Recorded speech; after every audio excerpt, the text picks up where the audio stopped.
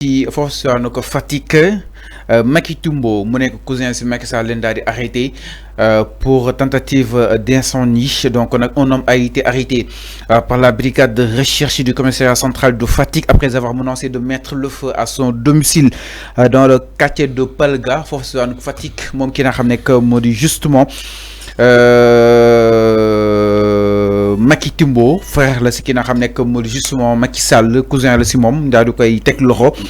Macky Toumbo ay atam daal di toll ci 33 ans, chauffeur à la poste, avait répandu de l'essence dans la chambre qu'il partage avec sa famille, rapporte Seneweb qui donne exactement l'information. Donc nag moom ki nga xam ne que moo di Macky Toumbo la nga ko daal di jàppee naka noonu itam la nga ko daal di placer exactement en garde à vue pour tentative d'incendie volontaire et mise en danger de la vie d'autrui. Il a reconnu les faits sur procès verbal. L'enquête a également montré que l'homme avait déjà semé la terreur au sein de son domicile et que au moment des faits, il était en état d'ébriété exactement. Alors, Alphonse, naka nga daal di jàngatee par rapport ak boobu di miir bëggoon rek fat boppam waaye da see bëggoon boole kër gu mu dëkk yëpp. Oui, il a été arrêté. oui, reewande la rek. Non reewande la boo bëggee faat sa bopp doo faat sa bopp yow kese non lu koy métti doo boole ñëpp doo boole ñëpp doo boole ñëpp loolu reewande la ab reewande dégg bu pire yow booy faat sa bopp parce que tu es un mécontent booy faat sa bopp parce que yow da ngaa doyal ci àddina du loolu la ñuy wax da ngaa doyal ci àddina nga ne damay faat sama bopp. ñu ne ñëkkoon na ko def waaye dafa màndi. mais loolu laay wax ni mais ku màndi dafa tàggoo ak sagoom. ñëkkoon na ko def mais. jaar moo tax ma ne la ko defaat. ku màndi dafa tàggoo ak sagoom mais léegi yow boo màndee nga ne da ngay faat sa bopp mais vas-y tu le fais tranquillement où est le problème kan moo la ne nga dem màndi du yow yaa dem màndi nga ne da ngay faat sa bopp mais. faatal sa bopp mais bàyyil nit ñi loolu mooy reewande bi damaa màndi damaa doyal ci àddina damaa bëgg faat sama bopp mais dama ciy boolewaale famille bi yëpp. ñu doon toppaale ma. non loolu c'est pas juste c'est égoïste man su ma bokkoon ci famille am sa balaa police ñëw man maa koy faat parce que su ma ko bàyyee su ma liggéeyee dina faat ñeneen ñi sama ginnaaw. Il faut prendre des précautions. C'est pas sérieux. Paraît-il aussi Sam Toumbo nekk ndijaay si Macky Sall moo daal di woo police pour mu ñëw maîtriser exactement le suspect avant que l'incendie ne se déclare. Les enquêteurs ont retrouvé une bouteille vide de l'essence ainsi que des traces de carburant dans la chambre, confirmant les déclarations. Léegi bañ ko laajee li waral loolu lan la wax. li waral nga taal kër gi pour faat nit ñi. nee na moo ko def nee na reconnaître na exactement. waaye loolu mooy reewande bi yow yaa taal kër gi nga ne waaw man maa ko def maa tey. sûrement il souffre quelque chose. maa ko def maa tey. mais sûrement il souffre quelque chose. non ça n'explique pas l'affaire lu tax nga bëgg a taal kër gi waaw man maa ko bëgg a taal parce que maa tey dama mandi yoon tu crois que c'est sérieux ça c'est pas sérieux Fallou. c'est pas sérieux. kooku sa jarul police amul ay frère am ñoo ko war a takk dóor ko dóor yu métti danga koy dóor yu métti. mais enfin lii su dalee nit pourquoi duñu mën a xool dans l'aspect psychologique, c'est-à-dire est-ce que cette personne-là est quand même. c'est pas a quand même à 100% ses facultés mentales entre autres. mais tout le temps ngeen bëgg ko yóbbu si benn côté. il y a pas de faculté mentale qui dérange mandikat la day naan sangara kese. naan kat sangara la amul beneen faculté mentale moom moo choisir de prendre la bouteille di naan sangara di mandi. tu crois que loolu mën nga ko justifier nga ne léegi ma ne dañ koy dóor yu métti. si il a des frères dañ koy yee ngeen takk ko dóor yu métti parce que c'est votre frère direct keneen du ko ñëw éduquer Fallou. Moi, j'ai un frère comme ça. Je te le dis ici. Il le fait chaque jour. Yor jabaram yor ay doomam.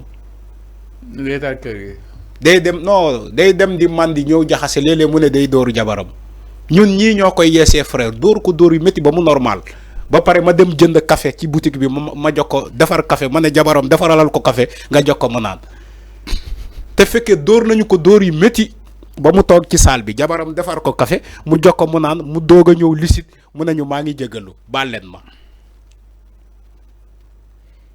ko day xam ne dayu ko Arfan. non tey na ko moo ko tey bu lucidé mu ñëw ne ma jox ma dem jënd ndekki ma jox ko mu dem jënd ndekki mu ñëw toog ñu expliqué mu ne ma jàppal film ma ne ko jëlal commande bi nga jàpp film. jàppal seetaanal lu la neex. c'est pour t'expliquer ni que y a des gens comme ça ñoom ñoo ko tey reewande la du leneen jàpp leen. feebaruñu defuñu dara parce que dañuy mandi mere ñëpp Fallou je te parle en connaissance de cause. dañuy mere ñëpp ci kër gi parce que yow am nga lii moom amu ko wala yow am nga lii moom amu ko amul 100 francs bu muy jëndee cigarette wala bu muy jëndee wala sàngara amul xaalis. non ñàkkul non Macky Sall cousin bu Macky Sall. Fallou bul dégg cousin Macky Sall nga ne dafa yor. déglu bu baax. c'est pas le cousin de Macky Sall. le cousin de Macky Sall moom moo woote pour ñu ñëw arrêté waa ji. non nijaayu Macky Sall moo woote. mais kii nijaay bi direct la waaw. cousin am direct la mais cousin am laaj ko lan moo ko métti. yow ku yor dina def nii di taal kër gi dina day rey famille bi yëpp. mais alal mën na laa sànq des fois. déedéet nga am alal. déedéet Fallou déedéet. mais y a pas mal de milliardaires yoo xam ni Arfan ñi ngi def si Fallou bêtises. déedéet dafa mere ñeneen ñi. dafa mere ñeneen ñi. peut-être mu ngi doon xaar leneen ci ñoom amuñu ko joxuñu ñu ko mu mere leen.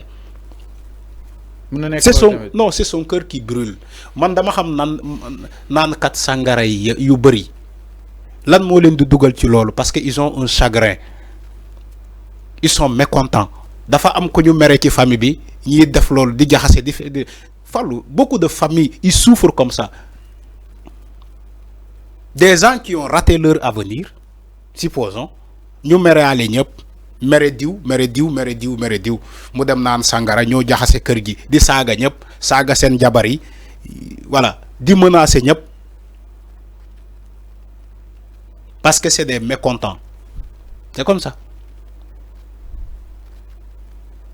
ab reewande sax mu ngi ci biir Fallou Sénégal la ñu dëkk on se connaît naan kat sàngara yi bëri man j'ai un ami boo xamante ne su ma wàccee fii tey léegi nii su ma demee dama koy fekk sama kër mu ne ma dama ñëw pour ñu ataaya dañuy togg jotaay ataaya mais son seul problème mooy am na frère bi nekk France moom am na frère bi nekk France frère bi daf ko digg ni que dina ko yóbbu ma jox la histoire laa lay raconter frère bi daf ko digg ni da koy yóbbu France mais loolu mujjuwul antu léegi comme affaire bi mujjuwul antu mu meree frère bi mereale papam parce que nee na papam moo si jàppul mu mereale yaayam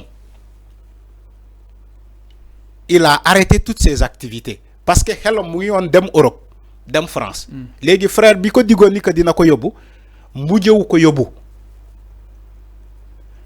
mais le frère avait investi pour que waa ji mën a liggéey fii mu def ko mu jox ko xaalis mu dem def ay poulailler ay mais le gars il n'aime pas lépp lu mu beau frère proposé au Sénégal il n'aime pas mais moom dem kese la gis mais comme loolu antuwul il a gelé toutes ses activités léegi xam nga lan lay def day dem naan sàngara ba mandi mu ñëw jaxase kër gi yëpp menacé pas bi ne ko boo deful attention dinaa la rayaale sama yaay jaxase kër gi même bon bi fa nekk bindaan bi day xëy jékki-jékki mu ne bindaan bi jëlal sa bagage nga ñibbi mu dàq ko te du moom moo koy fay léeg-léeg mu jàpp bindaan bi dóor ko dóor yu métti ñun papam ñun lay mujjee woo ñun ses amis ñu ñëw calmer ko. alors mi ngi noonu. ma ne ko li ngay def nii du solution mu ne ma waaye duul grand bi laa méraale ñëpp lay jaxase ma ne ko loolu li ngay def nii du solution. parce que loolu reewande la. non man je pense que dañoo soxla assistance du reewande. non reewande la. c'est mon analyse ils ont besoin exactement d'assistance ñu taxaw leen bu baax a baax. non reewande la loolu reewande la. alors ñu daal ñëw si benn ponk sans plus tarder ginnaaw loolu du côté de la régie exactement alors. Régie pare ngeen alors dañuy daal ñëw si li nga xam ne que moo di mbiru Youssou Ndour